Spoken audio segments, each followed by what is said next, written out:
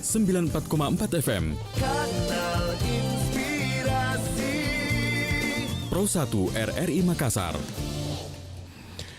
Selamat pagi pendengar dimanapun Anda berada, salam sejahtera. Kita berjumpa kembali pada pagi hari ini dalam lintas Makassar Pagi di acara Dialog Interaktif. Saya Alfian akan bersama menemani Anda hingga pukul 10 pagi.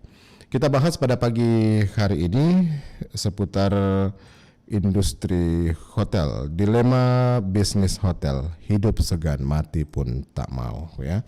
Nah, kita tahu bahwa sudah setahun lebih pandemi COVID-19 melanda negeri ini, juga seluruh dunia tak terkecuali di negara kita Indonesia.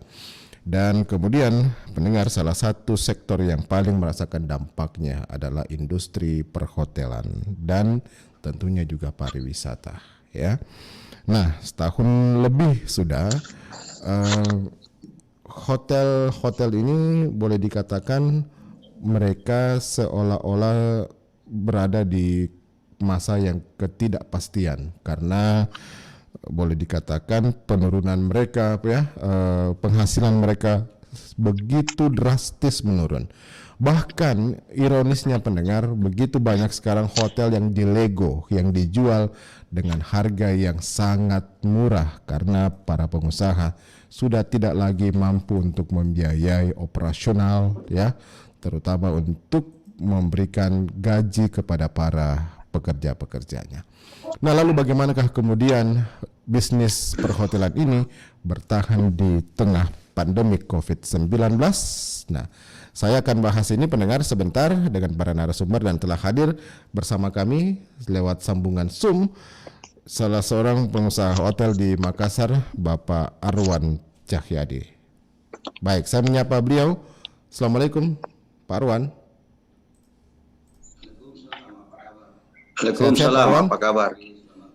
Selamat pagi, selamat para pendengar. Sehat-sehat Pak Arwan ya? Nah, Alhamdulillah, mungkin sehat-sehat. Ini Pak Arwan salah satu mungkin pengusaha yang boleh dikatakan merasakan dampak yang begitu fenomenal dari COVID-19 ini yang sudah menggulung perekonomian terutama industri pariwisata dan juga industri perhotelan. Nah, gambarannya sejauh ini setelah pandemi berlangsung setahun lebih dan masa new normal sudah diberlakukan, Pak Arwan, apakah ada angin-angin segar ini yang sedikit bisa dirasakan atau sudah bisakah sedikit bernafas industri hotel, Pak Arwan? Iya, sejauh ini masih seperti semula. Kondisi istilah new normal itu boleh dikatakan menuju, tetapi belum normal. Jadi kondisi itu masih pahit. Kita tahu bahwa belakangan ini terjadi lagi desas-desus yang sedikit menggelisahkan, adanya kondisi di pabrik rokok Kudus. Kemudian adanya bangunan bertingkat tinggi di Makassar yang sedang dalam progres pembangunannya, itu diisukan bahwa banyak yang terpapar di situ. Desas-desus ini membuat kegelisahan-kegelisahan baru yang mestinya itu sudah mulai meredam sejak kira-kira 2-3 pekan lalu. Karena Hari Raya Idul Fitri sudah kita lewati mungkin kurang lebih 2 minggu, jadi masa-masa yang menjadi kekhawatiran itu sudah tidak lagi menjadi pembahasan lebih jauh. Tetapi dengan adanya berita-berita seperti itu juga kembali meresahkan, karena bagaimanapun juga berita-berita di TV dan media sosial lainnya itu sangat mempengaruhi dan keinginan-keinginan kita untuk bepergian keluar kota untuk menjalani usaha, menjalani kunjungan keluarga itu. Jadi ada dampaknya Pak Arwan ya?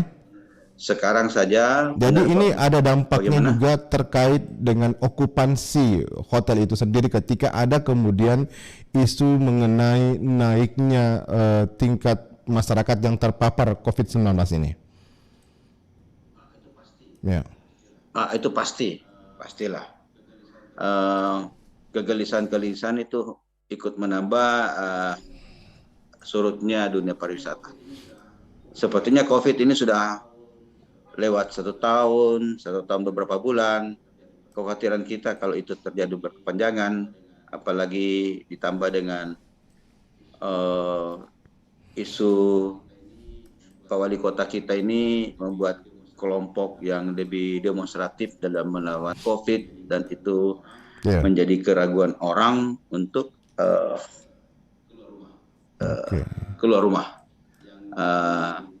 Yang jadi persoalan sekarang, kenapa kok pembatasannya keluar rumah itu dibatasi untuk cenderung berkumpul di jam 10 malam?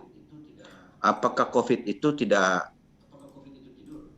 Apakah COVID itu tidur? Virus COVID itu bukan tidur, bangun jam 10 malam. Bagaimana kegiatan siang? Kegiatan siang harus dipantau juga dong. Jangan malam saja dipantau. Kegiatan siang juga harus dipantau. Kalau cenderung diadakan bahwa pembatasan itu di rumah makan atau restoran atau di tempat umum lainnya, lakukan juga di waktu siang. Kita harus fair. Mengapa harus teraniaya yang berkegiatan malam, sementara berkegiatan siang tidak teraniaya? Ya, kita tahu bahwa orang bepergian ke sana kemari tidak lepas dari juga kegiatan malam.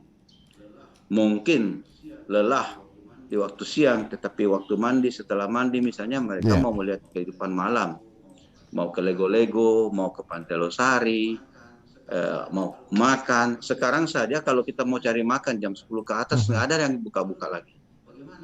Lalu bagaimana orang-orang yang punya usaha atau kegiatan di waktu malam, kegiatan ekonomi di waktu malam? Saya misalnya satpam tugas jam 11 malam sampai pagi misalnya. Tapi di tengah-tengah saya bertugas, saya ingin makan misalnya. Lalu mau kemana kita makan kalau di atas itu tidak ada lagi? Apa hak saya terpasung misalnya? Atau saya kegiatan tugas di waktu malam hari, apakah dia ini security atau ya nggak usah lah. Orang tugas piket malam lah misalnya. Tidak harus bahwa dia security, piket malam saja misalnya. Lalu mau kemana mereka cari makan? Iya. Nah ini persoalan juga yang saya katakan bahwa siang dan malam itu virus tidak mengenal waktu.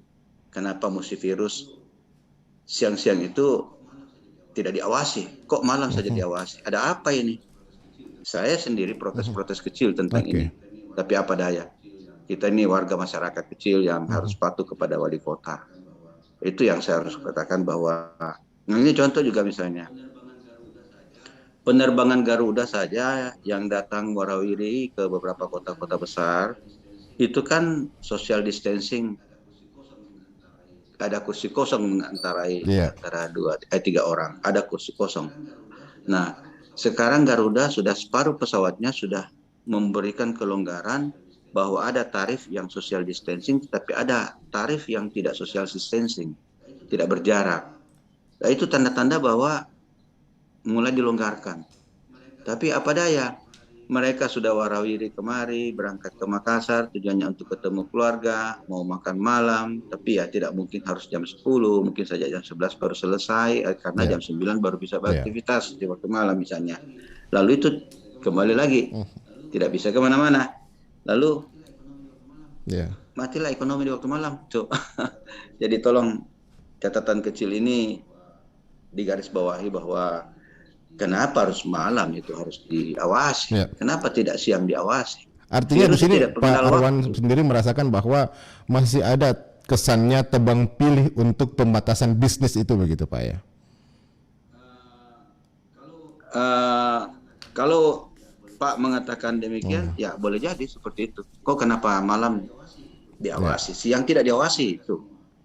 Kemana mereka semua? Nah kemudian dari tolong masuk ke pasar lah, masuk ke pasar, masuk ke warung-warung kecil, dan jangan cenderung hanya di batas kota saja, di pinggir kota juga Pak. Ya, pinggir kota maksudnya wilayah kota Makassar ya. Kami ingin tahu Pak Arwan Cahyadi, bagaimana sebenarnya setahun ini masih ada saja ini hotel yang masih buka, tapi banyak juga tidak sedikit yang sudah tutup, kemudian banyak yang sudah banyak Tidak ada juga yang sedikit sudah hotel dilego ditutup. begitu, ada yang sudah Mau dijual. bintang Bagaimana satu. kemudian yang masih bertahan ini bisa survive begitu, bisa bertahan begitu dari badai hantaman keras badai COVID-19 ini di tengah okupansi yang masih seret begitu, biaya operasional juga yang sulit untuk ditekan, belum lagi kemudian kalau tidak ada dispensasi pajak. Nah ini kan tentunya yang sangat membuat beban di pundak para usaha industri perhotelan ini kan semakin berat setiap harinya, Pak Arwan. Ya, jadi kita tunggu saja satu persatu hotel berguguran, itu saja barangkali. Ya, kebetulan kami menekuni bisnis pariwisata saja. Jadi kalau pariwisata terpuruk, ya pastilah terpuruk bisnis kita. Tetapi ada beberapa kawan yang punya latar belakang bisnis tertentu, misalnya dia ekspor impor atau perdagangan, atau malah dia bermain di alat kesehatan yang sedang baik-baiknya, mungkin tidak kena. Jadi bisa masih saling mensubstitusi begitu, Pak ya? Masih ada subsidi silang yang bisa dilakukan. Tetapi kalau kita berbisnis di pariwisata, inilah bisnis mungkin paling terlambat nanti akan menghadapi new normal. New normal buat bisnis lain barangkali akan bagus kalau kehidupan baru sudah mulai ada. Kemudian yang paling terakhir menerima imbas itu adalah pariwisata. Bapak bisa lihat kapal-kapal pesiar di luar negeri sebagian sudah dibongkar, diobrak-abrik, akhirnya jual kiloan besinya. Kemudian apakah kita tunggu juga pesawat terbang seperti itu? Merana sekali itu. Jadi bisnis pariwisata yang paling parah ketika ada nanti gedung hotel yang bertingkat yang berstatus pencakar langit bisa menjadi gedung tua begitu, yang tak berpenghuni, Pak ya. Sudah banyak lah, nggak usah jauh-jauh. Kita lihat saja Hotel Sahid, bagaimana sekarang. Pantai Gapura, banyak, bukan satu dua, ya. Dan persoalan yang berikutnya adalah mungkin akan banyak gedung yang tadinya hotel beralih fungsi menjadi rumah sakit atau jadi gedung perkantoran. Saya yakin owner-owner hotel di Jakarta sudah banyak berpikir seperti itu. Nah, kembali lagi bagaimana kita menyikapi. Saya sering ditanya sama karyawan, kapan kita start, Pak, bekerja normal? Saya bilang tanya sama Pemda, tapi pasti Pemda kalau kita tanya sama Pemda, tentu dia akan tanya sama Tuhan kali ya. Barangkali seperti itu. Kapan pandemi berakhir ya kita tidak ada yang tahu. Apakah kita hidup berdampingan terus? Kita tidak tahu. Nah, kita sudah juga menjalani vaksin buat usia 50 tahun ke atas, sudah mengalami vaksin kedua, 2 kalinya. Lalu ya kita mungkin hanya bisa berwas-was sampai saat ini. Kita pun bepergian tetap masih antigen. Tidak ada bedanya. Orang yang sudah vaksin kedua kali dan tidak vaksin sama sekali tetap juga melakoni vaksin, melakoni antigen kalau bepergian. Dan itu juga membuat persoalan, Pak. Kalau dulu kita bisa berangkat ke Jakarta dengan biaya 700.000 misalnya dengan pesawat budget, sekarang karena ada antigen bisa jadi 900.000. Belum pulangnya lagi tambah 200.000. Jadi ada kos tambahan begitu, Pak ya. Kali jalannya itu ya lumayan banyak lah. Nah, kalau terakhir dari dunia hotel, industri perhotelan sebelum pandemi itu. Iya, Pak Arwan bisa mendengar suara saya? Baik. Nah, sebelum pandemi, itu tingkat okupansi berapa biasanya yang bisa diperoleh, Pak? Sampai berapa persen, Pak Arwan Cahyadi?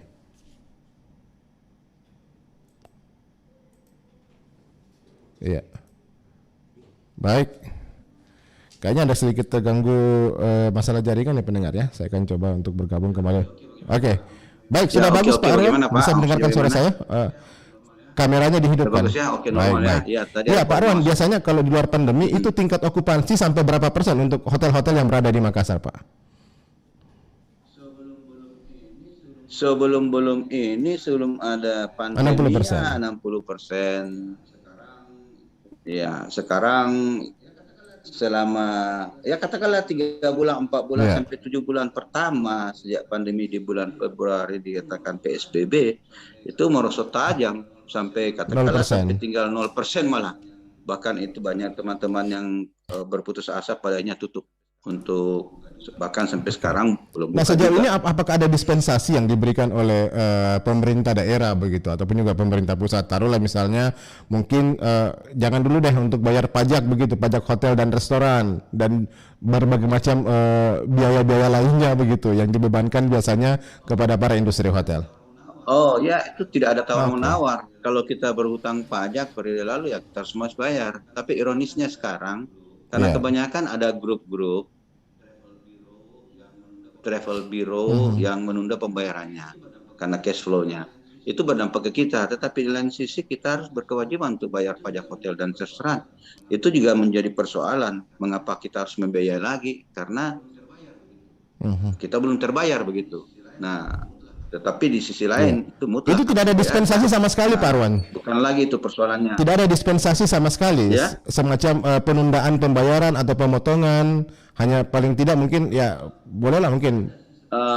Ya. Ada sih seperti itu, ada seperti itu. Tetapi ya kita harus membuat pernyataan. Kalau kita berutang 5 juta misalnya, kalau kita tidak mampu ya harus bikin pernyataan. 5 jutanya kapan dibayar? Dibayar 3 kali, kebayar 4 kali. Tetapi persoalannya kan kita juga tidak dibayar sama pengguna hotel. Katakanlah travel itu yang mangkrak juga. Sekarang juga travel mangkrak semua.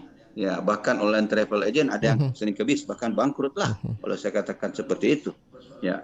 Lalu persoalan-persoalan begitu sebetulnya kita sudah ditolong sama pemerintah. Ada dana hibah. Dengan adanya dana sebagian hibah. hotel di luar Sulawesi sekarang beberapa dana hibah waktu lalu kan sudah- kabarnya sudah dapat begitu. Ya, mereka sudah menikmati. Hanya Sulawesi Selatan yang tidak menikmati karena satu case yang membuat itu sampai tertunda.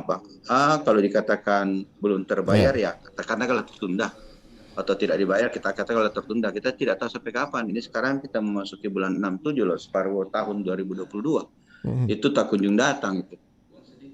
Kasihan. Uang sedikit ini sangat berarti, ibaratnya kita mendapatkan tetesan air di gurun pasir. Baik.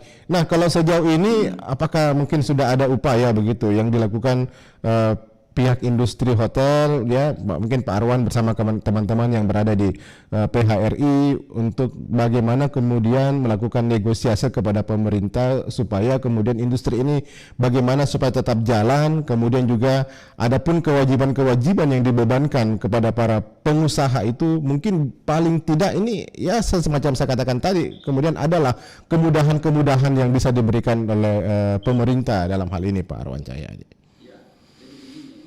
Ya, jadi begini, dilema sekali buat kami pengusaha. Dianggap bahwa roda ekonomi sudah berjalan normal. Dianggap sama mereka adalah ekonomi sudah berjalan normal.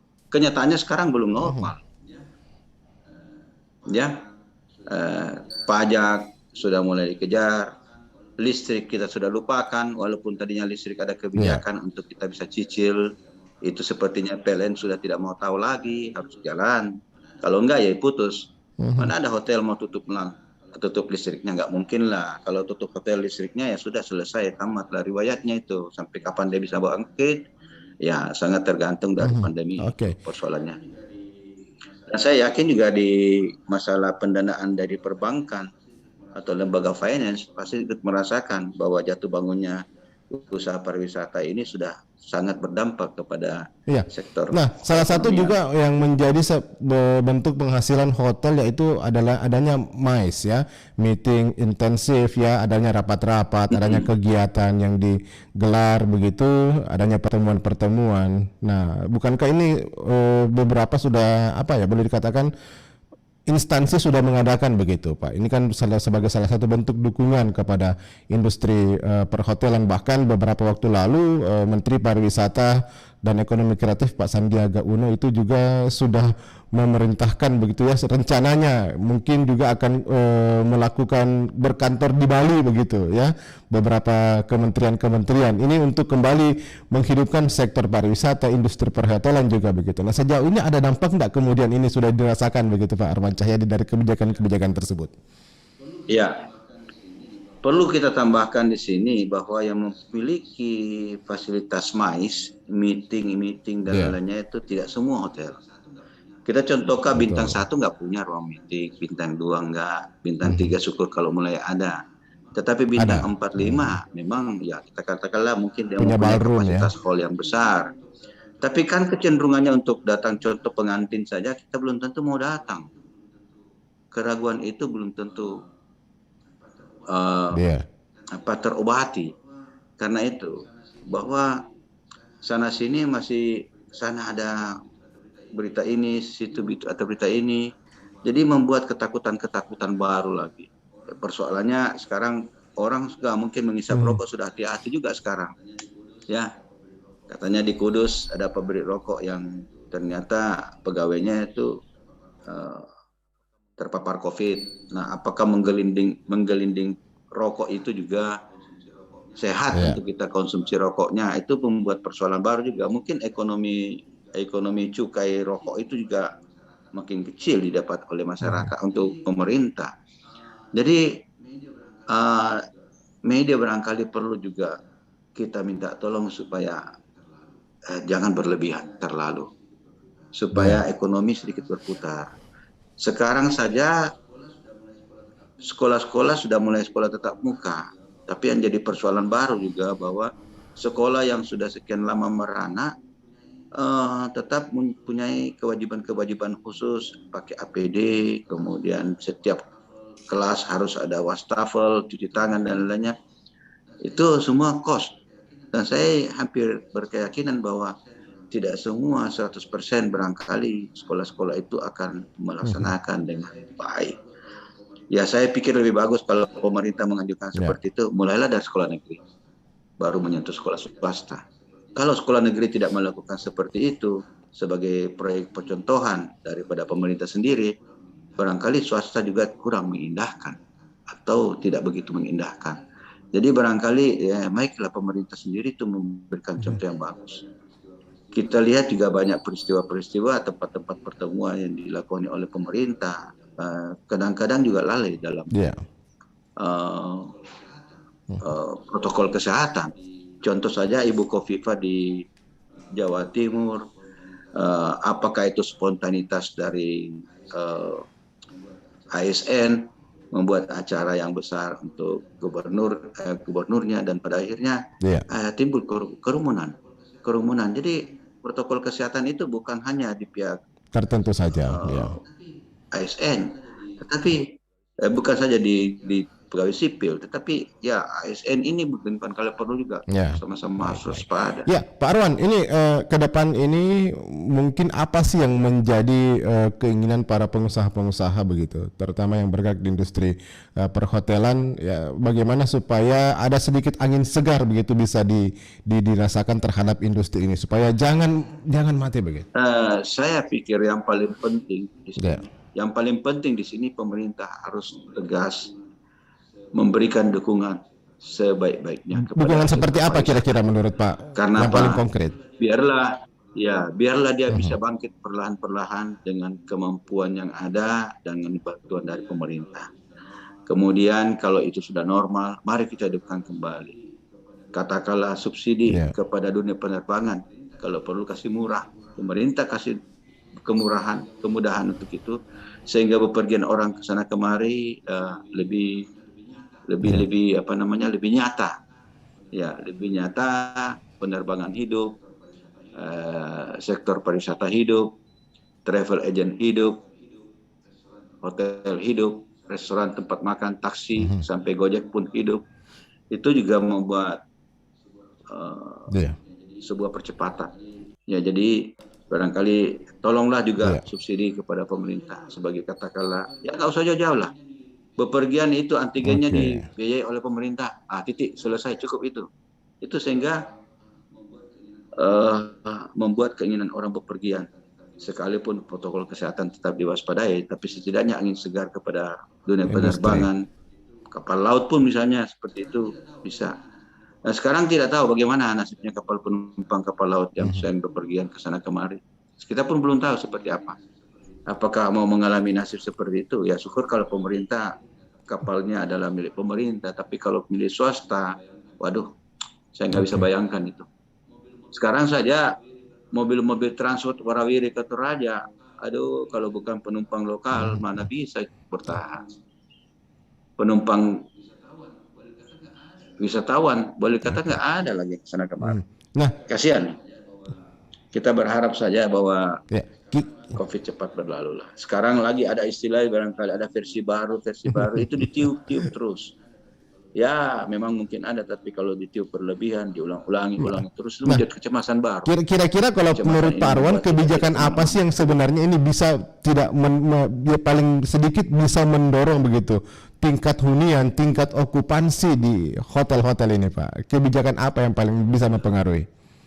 Ya itulah, Dunia dunia penerbangan. penerbangan harus dibantu. Oke. Antigen digratiskan.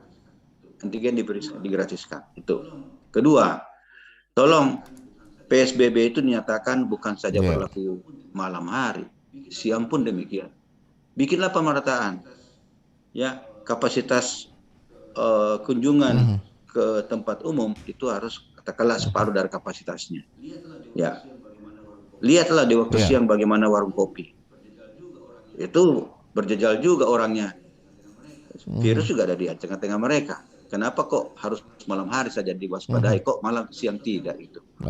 Itu kan sesuatu yang lucu. Apakah virusnya tidur di waktu siang? Jawabannya tidak. 24 jam berada di kita. Baik. Ya, baik Pak Arwan Cahyadi, kita harapkan saja ini cepat berlalu Pak Arwan ya. Mudah-mudahan ada angin segar. Ya, demikian. Kita berdoa, sama-sama kita berdoa ya buat semua masyarakat. Adalah kita senantiasa berdoa semoga Tuhan melepaskan derita kita. Baik. COVID segera berlalu. Itu saja. Saya kira demikian yang paling penting. Barangkali waspadai diri kita masing-masing, jaga protokol kesehatan. Virus berada di sekitar kita. Mungkin kita akan hidup berdampingan dengan virus, tetapi marilah kita protek diri kita dengan meningkatkan imun kita. Dan Pak Arwan, terima kasih banyak atas waktunya bersama RRI Makassar pada pagi hari ini. Baik, terima kasih. Salam buat RRI dan semua pemirsa atau pendengar RRI yang tercinta. Jumpa kita di lain waktu kesempatan. Waalaikumsalam warahmatullahi wabarakatuh. Selamat pagi, semoga selalu. Ya, kami sudah bersama dengan narasumber yang pertama pendengar, dan selanjutnya beberapa saat ke depan kami kembali bersama Anda, tetap bersama kami di RRI Pro 1 Makassar. 94,4 FM. Kanal Inspirasi. Terima kasih, Pro Pak. 1 RRI Makassar.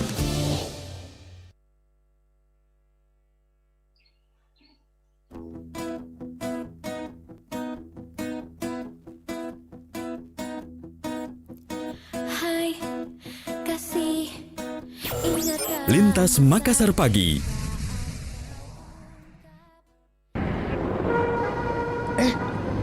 Waduh, bahaya banget sih. Bahaya gimana? Tuh lihat, berbelok tapi nggak nyalain lampu sen. Ya elah, biasa aja kali. Malahan nih, biasa lampunya ke kanan, beloknya ke kiri. Nggak celaka juga, nggak ngefek juga kan? Jangan remehin lampu sen ya. Lampu sen juga diatur dalam Undang-Undang Berlalu Lintas Nomor 22 Tahun 2009 Pasal 112 yang isinya pengemudi kendaraan yang akan berbelok atau berbalik arah wajib mengamati situasi lalu lintas di depan, di samping, dan di belakang kendaraan, serta memberikan isyarat dengan lampu penunjuk arah atau isyarat tangan. Jadi, kalau melanggar, sesuai dengan pasal 294 dan 295 Undang-Undang tahun 2009 tentang berlalu lintas, kita bisa dipidana dengan kurungan paling lama 1 bulan atau denda Rp250.000. Kelalaian kecil juga berbahaya loh.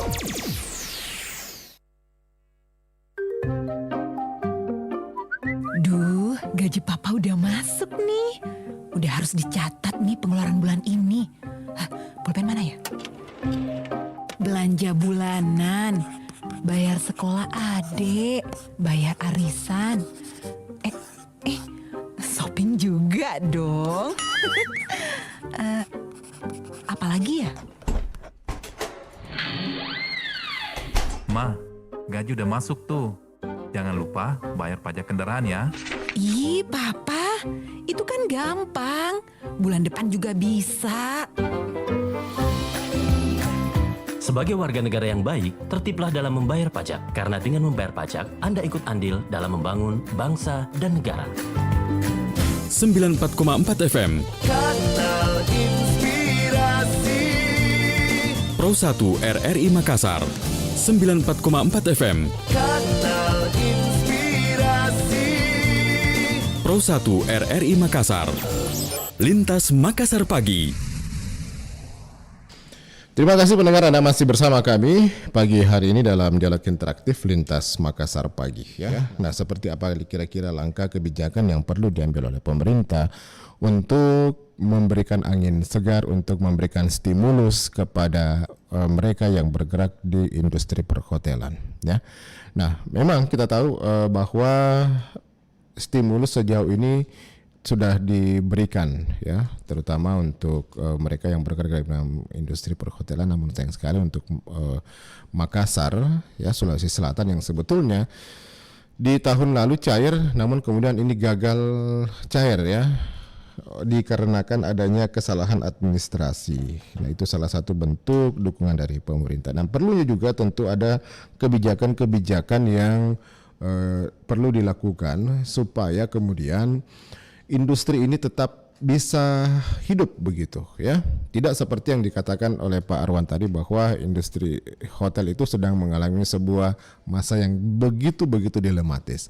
Di saat tuntutan kewajiban kepada mereka terus harus mereka lakukan ya, harus terus mereka bayarkan berupa pajak dan lain-lain. Nah, namun kemudian ini tidak seiring dengan bagaimana kemudian penghasilan mereka, pemasukan mereka, tingkat okupansi ya, kegiatan yang berbasis di hotel-hotel ini meningkat. Nah, ini tentunya membuat para pengusaha begitu berat untuk bisa bertahan begitu ya. Nah, inilah kemudian diharapkan bagaimana sebuah kebijakan itu pendengar akan mempengaruhi bagaimana kemudian perkembangan industri hotel ke depan ini. Nah, perlukah juga ada dispensasi yang dilakukan ya, yang diberikan kepada para pengusaha supaya usaha mereka tetap bisa survive, tetap bisa bertahan begitu. Nah, seperti diakui ya Pak Arwan tadi, narasumber kita yang pertama, bahwa memang tingkat okupansi itu meskipun diakui sudah ada sedikit peningkatan, namun kemudian itu belum mampu untuk menutupi biaya-biaya operasional yang mereka harus keluarkan. Belum lagi personil, karyawan yang menggantungkan hidup begitu di sektor ini juga begitu banyak yang masih harus dirumahkan, masih belum dipekerjakan dikarenakan memang kegiatan yang masih serba sangat terbatas ya. Nah, bagaimanakah, apa langkah kebijakan yang perlu dilakukan oleh pemerintah untuk segera mungkin ya memberikan stimulus kepada industri perhotelan ini supaya bisa tetap bertahan, bisa tetap survive. Nah, saya akan coba bicarakan dengan pengamat ekonomi dari Universitas Hasanuddin Makassar. 94,4 FM. Kanal Inspirasi. Pro 1 RRI Makassar. Saya sudah bersama dengan dosen Fakultas Ekonomi Universitas Hasanuddin Makassar, Bapak Profesor Dr. Muhammad Asdar. Prof. Asdar, Assalamualaikum, selamat pagi.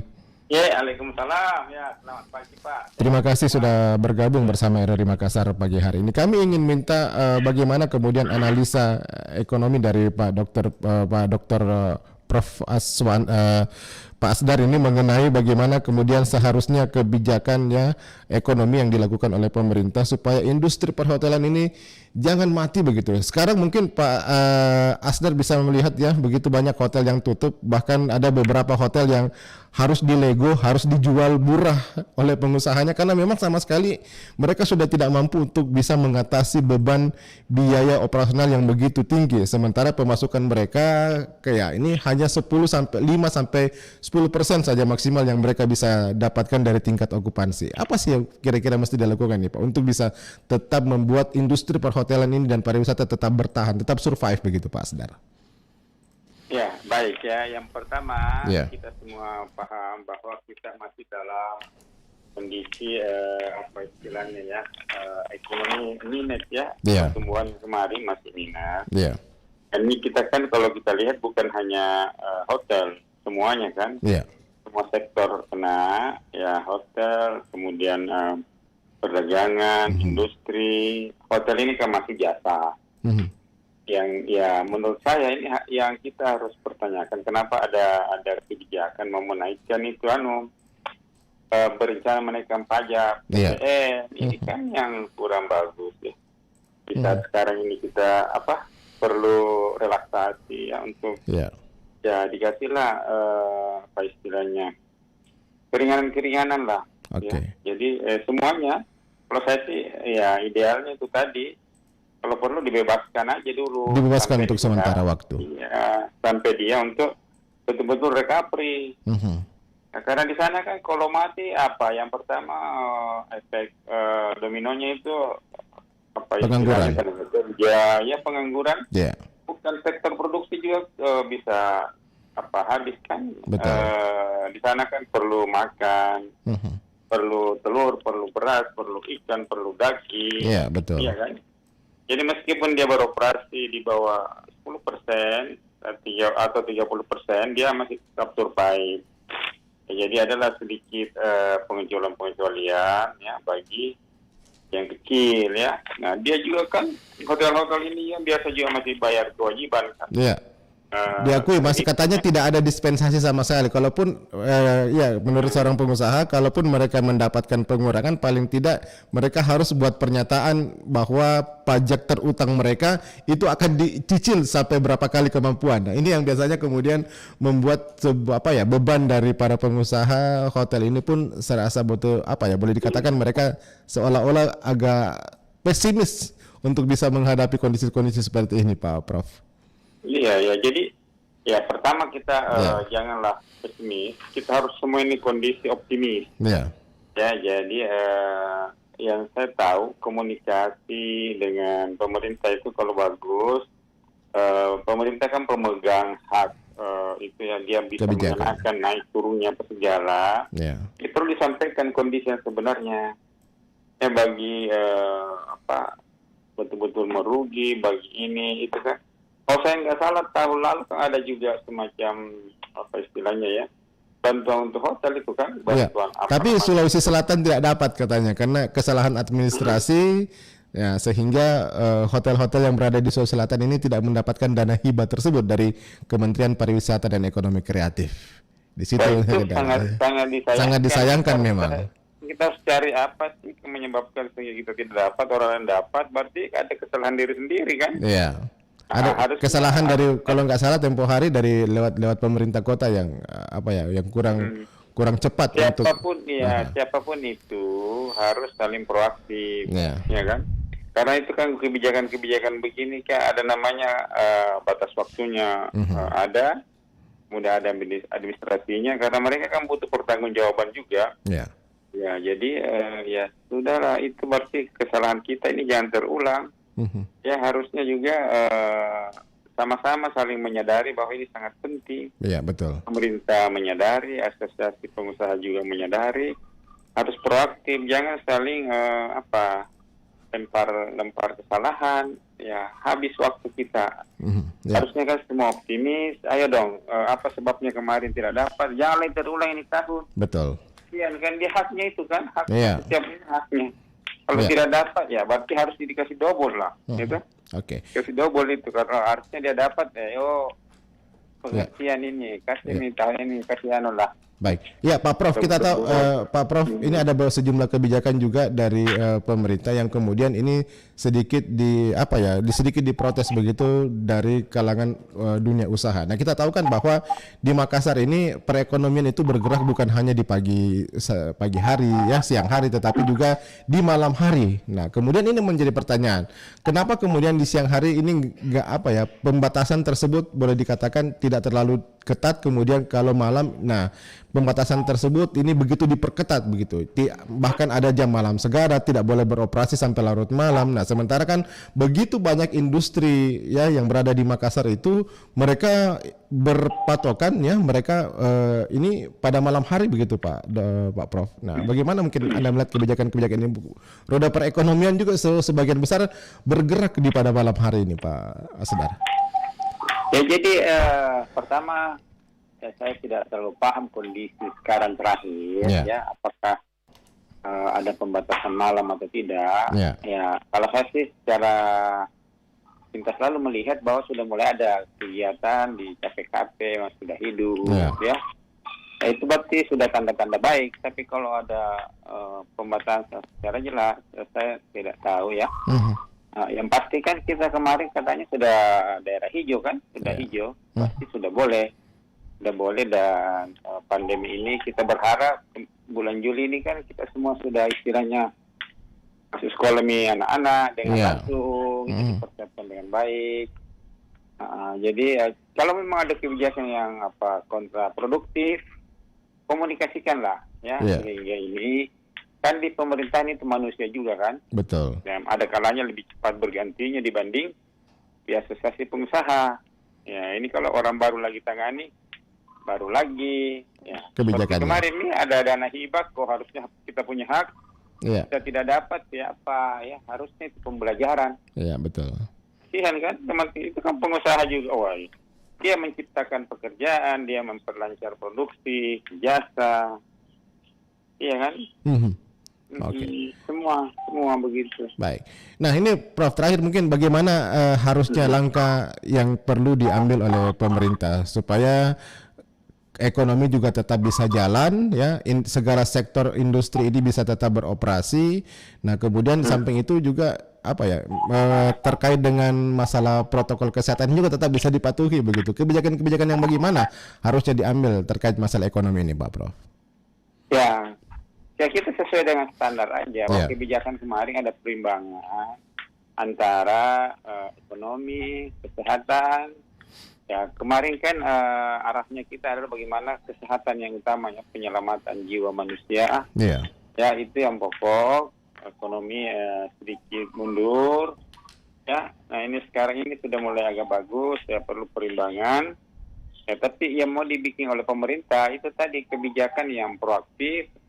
Relaksasi bagi ekonomi sehingga bisa bertumbuh dengan pelan-pelan kembali normal meskipun situasinya tidak normal. Iya betul. Ya kan. Jadi ya kalau secara ekonomi sih belanja pemerintah harus diperbanyak. Belanja langsung, belanja hibah, belanja apa sehingga daya beli kembali terangkat. Karena tidak ya pengangguran terjadi mana-mana. Ya. Jadi perlu suntikan dana ya. Karena kan ekonomi itu kan kita tahu pertama ya bagaimana belanja masyarakat, belanja pemerintah, kemudian belanja investasi swasta, ya membuat usaha baru baik dari dalam maupun luar. Kemudian perdagangan kita, ekspor impor itu harus positif semua, itu bagus. Tapi kondisi sekarang kan baru kita mau kembali normal, minus kan kemarin. Betul. Minus. Ya jadi ya harapan kita semua, ayo bersatu padu. Pemerintah, swasta semua kan penting. Pemerintah penting, swasta penting, masyarakat lebih penting kasihan ya kan. Karena ada orang tertentu yang mengandalkan hidup dari keseharian. Ya kalau tidak ada activity, bagaimana? Ya jadi betul-betul dijagalah ya perimbangannya dan kebijakan itu betul-betul jangan generik ya, jangan semuanya secara total. Ya pendekatannya lah misalnya Makassar masih hijau, sudah hijau ya sudah pelan-pelan dibuka. Ya tapi tetap ya prokes ini jangan sampai kendor. Ya jadi bersamaan lah istilahnya simultan. Serentak ya ekonomi prokes jalan. Ya kalau terjadi lonjakan ya sudah mundur lagi ekonomi. Karena itu kan yang paling penting nyawa manusia ya. Betul. Kita harus utamakan keselamatan, kesehatan itu yang pokok. Ya, jadi kebijakan pemerintah di bidang ekonomi di sini sangat mempengaruhi begitu Pak Prof ya? Iya, sangat mempengaruhi. Tanda kutip ya mendukung prokes. Ya kan? Ya maksudnya bagaimana prokes jalan? Ekonomi juga berdampingan, tidak saling ini. Baik. Ya itu tadi 3M atau 5M ya. Jalan, ekonomi jalan. Kalau saya lihat di Makassar mal-mal sudah mulai hidup. Sudah mulai macet di mana-mana itu kan berarti tanda-tanda bahwa orang sudah mulai aktif ya. Insyaallah kita optimis lah semua kembali baik normal dan saling menunjang lah, saling istilahnya menghidupi supaya semua bisa hidup. Betul. Baik. Ya, Pak Profesor Dr. Muhammad Asdar, terima kasih banyak atas waktunya bersama RRI Makassar pada pagi hari ini. Terima kasih untuk semua ulasannya. Waalaikumsalam warahmatullahi wabarakatuh. Ya, demikianlah pendengar Pro 1 dimanapun Anda berada. Ya, narasumber kami analisanya dari Bapak Profesor Dr. Muhammad Asdar, pengamat ekonomi dari Universitas Hasanuddin Makassar. Jadi menurut beliau bahwa memang perlu ada kebijakan yang mendukung segala sektor dari pemerintah. Kuncinya sekarang memang dari pemerintah. Nah, kalau pemerintah bisa memberikan dukungan, ya, bisa mengeluarkan kebijakan-kebijakan yang baik, nah tentunya pasti semuanya akan berjalan dengan baik pula begitu, ya. Termasuk ini di sektor industri, ya, industri pariwisata, industri perhotelan juga akan bisa tetap bertahan, bisa tetap survive begitu. Nah, apabila ada dukungan, ada kebijakan dari pemerintah yang berpihak kepada mereka, terutama bagaimana adanya keringanan yang bisa diberikan terkait dengan pengenaan pajak, ya, dan juga adanya dispensasi yang diberikan kepada mereka. Hingga di sini saya temani Anda dalam Dialog Interaktif Lintas Makassar Pagi. Saya Alfian mengucapkan terima kasih atas kebersamaan perhatian Anda. Selamat pagi, sampai jumpa. Assalamualaikum warahmatullahi wabarakatuh. 94,4 FM Kanal Inspirasi Pro 1 RRI Makassar.